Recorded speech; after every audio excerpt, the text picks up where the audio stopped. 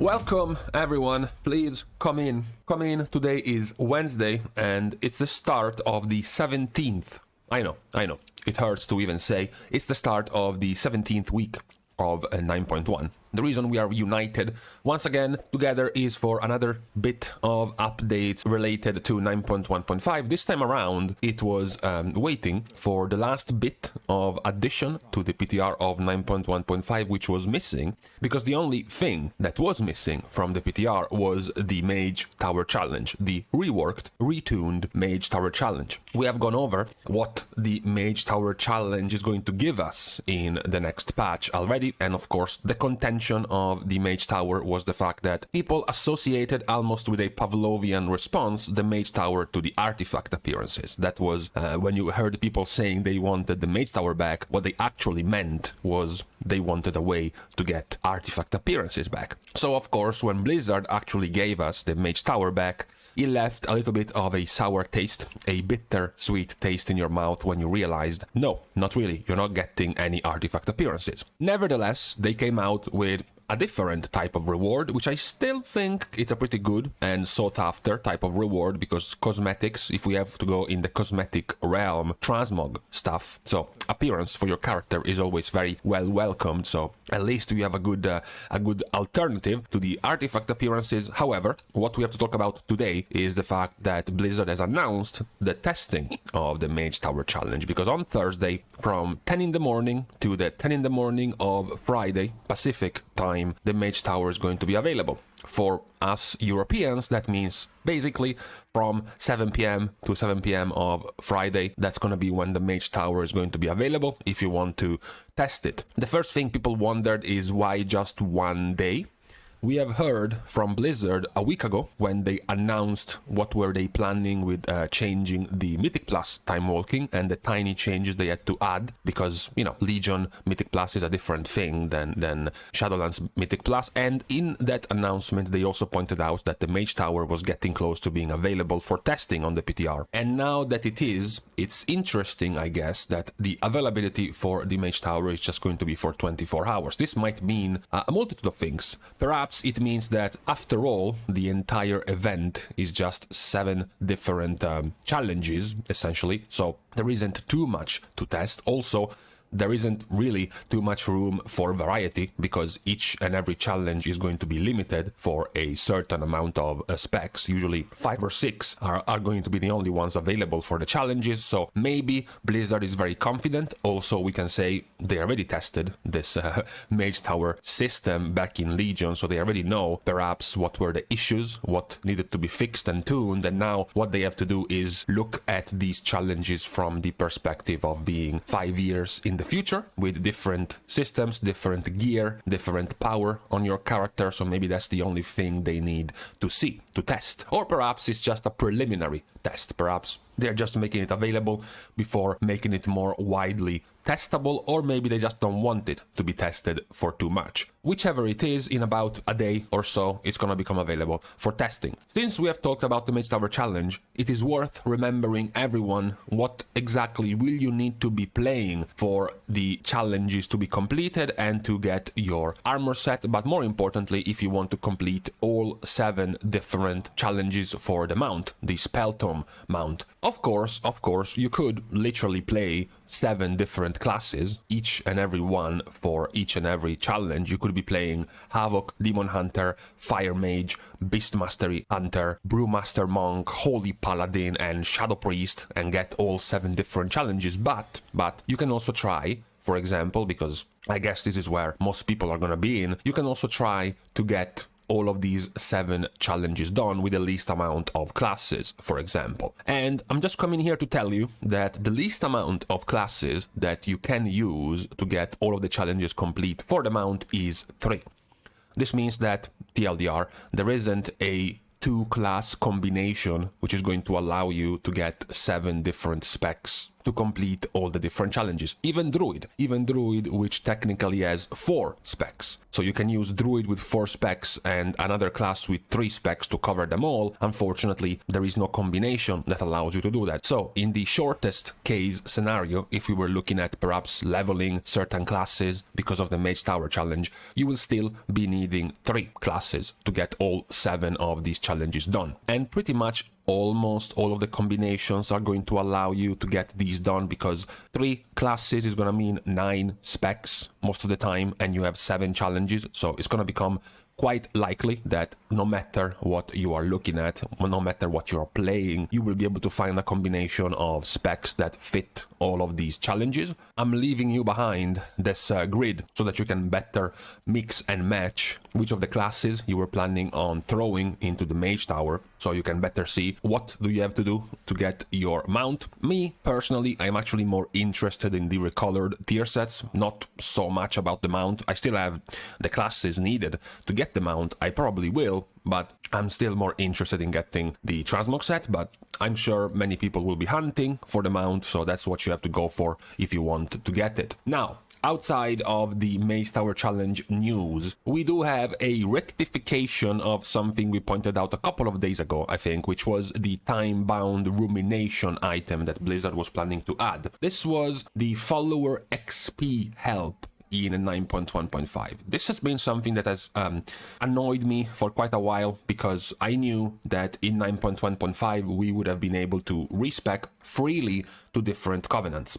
Sure, Blizzard is going to give you a hand in being able to get up our Renown. You're gonna start with a default 40 Renown. When you respec to a different covenant, you will be able to skip the entirety of the campaign story if you have already completed it on a different character, which also means more Renown, because you will be earning the Renown even if you skip the campaign chain quests. However, nothing was being done for the rest, because once you join a new covenant, you have buildings that you need to build up. You have followers that you have to gain, and then you have to start leveling up. And I didn't like that all of this secondary, all of this window dressing for your Renown, for your covenant, was being left behind. Blizzard gave us a way to transfer anima to different covenants, because now you can turn in anima into a bind on a count item. So you can, for example, go from your Ventir, fully maxed, fully leveled up, and then respec to Kyrian. Before you do that, you turn a bunch of your Ventir anima into a bind on account. You go over to Kyrian, and then you turn it in with Kyrian. So we do have a way to sort of move the anima around to the different covenants, but we didn't have any way to help us with our followers, which is true. It's irrelevant. True, it doesn't really matter. True, it's not really about character power, but it is still annoying to know that you have very low level, very weak characters, that the missions you can get from the mission table are very poor because they're all low level. It's kind of annoying. So the idea from Blizzard is what disappointed me, because the time-bound rumination was a 5000 XP item for your follower that costed 10,000 anima. We went over the numbers the first time, and indeed, they were quite embarrassing. We are talking about millions of anima needed to get even a decent amount of followers at high level. So Blizzard came in with a fix, stating that they read player feedback, feeling that the anima cost was too high for the amount of companion experience granted. We made changes to the item to set the companion to level 30 instead.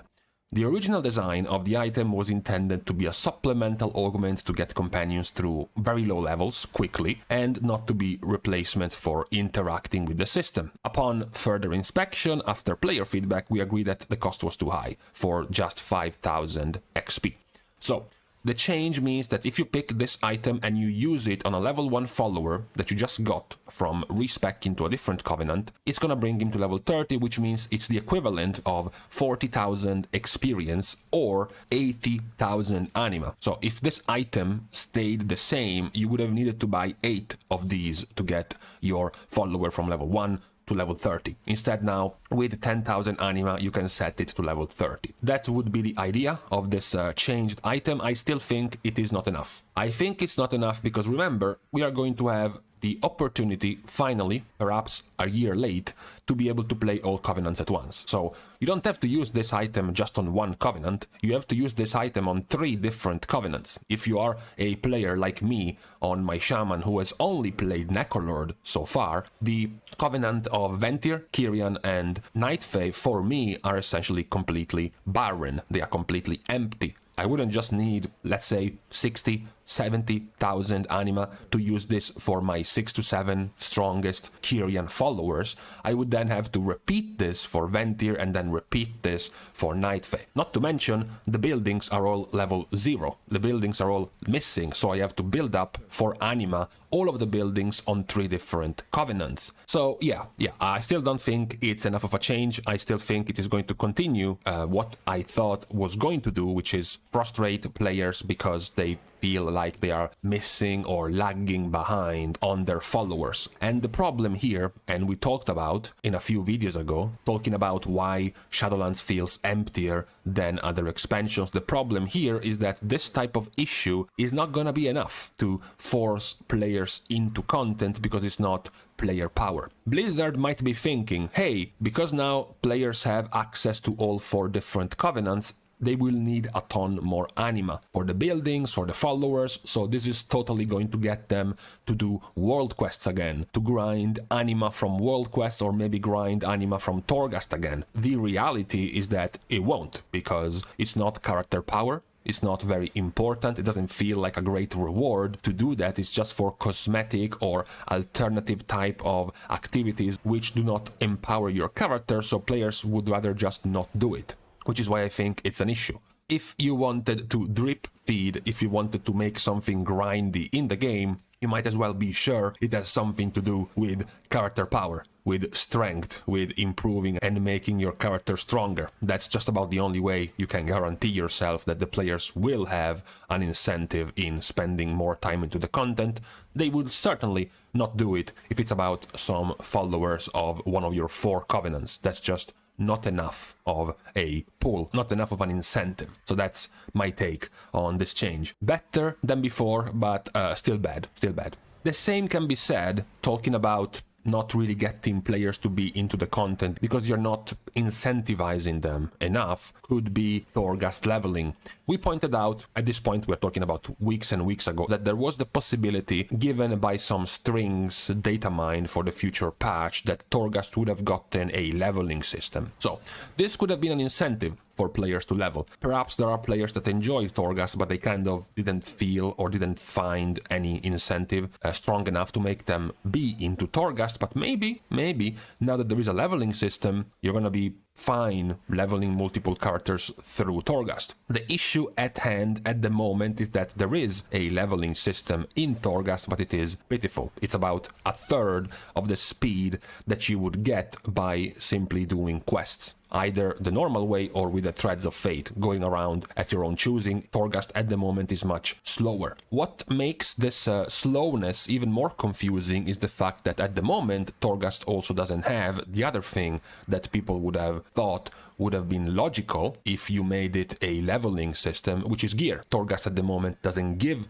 gear to characters that aren't max level. So at the end of the run, for example, you don't loot the boss and find some items, some pieces of gear. It's nothing. So even if Torghast was a decent leveling system, you're still lacking the gear to make yourself a little bit better over time as you reach max level. And considering how close we are to the release of 9.1.5, I don't think much of anything is going to be done to Torghast. I think this leveling system was kind of half-assed for Torghast, which I also think it is a missed opportunity, because what is the harm you can possibly have in making Torghast a decent leveling system? I am not sure. You might have even gone and enticed players even more because the Mage Tower is coming out. So there's going to be even more pool for players to start leveling that character that they left behind from BFA because the Mage Tower is coming, because they wanted the transmog set, for example, of Paladin, or perhaps because they are missing one class to get the mount, so they want to level something. And if you had Torghast shiny and ready with a decent leveling system, players might have gotten a better push to start doing Torghast, and instead with this system they certainly won't. So definitely a missed opportunity for Torghast as well. What we are going to be finishing the video with is with the notion that we have finally reached Renown level 80. That's right, so this week the Kyrian players will be able to call themselves Disciples of Devotion, the Necrolords are going to be the Sword of the Primus, the Night Fae are going to be the Protector of the Weld, and the Ventirs are going to be Sin Eaters. That's the titles you get at Renown 80, which is also the end of your Renown hunting. It was the obvious connection once the news and the numbers for 9.1.5 came out that many of the things that you will be able to do in 9.1.5 were depending on one of your characters having reached Renown 80. That was the checkpoint you needed to reach. So a lot of people said, okay, so once we reach level 80, 9.1.5 release should be very close, right? Which seems to be the case at this point, since with the Mage Tower becoming testable in about a day or so, there's not going to be anything else left to test. So at this point, it looks like the release might be on the first week of November, perhaps, or very, very close to that, given what there is left to show for the patch on the PTR. So that, I think, is the more likely scenario for the near future. For the moment, however, we can stop here. Not really much else going on in terms of news and changes for the patch. After all, the closer we get to the release, the less likely we're gonna be to finding some new last-minute changes from Blizzard. I will gladly be accepting some last-minute changes to make follower XP faster or to make Torghast a believable leveling system, but doesn't seem as likely. That being said, we can stop here. Thank you guys for watching the video. As usual, if you enjoyed the video and want to support the channel, you can leave a like to the video, you can comment down below, and then, provided you have selected me as the beneficiary of your testament, you can also subscribe to the channel. Thank you guys for watching the video. See you guys soon, and in the meantime, I like it. I like it when it's sunny, when it's warm, but the temperature is low. It's cold. It's the best weather for me.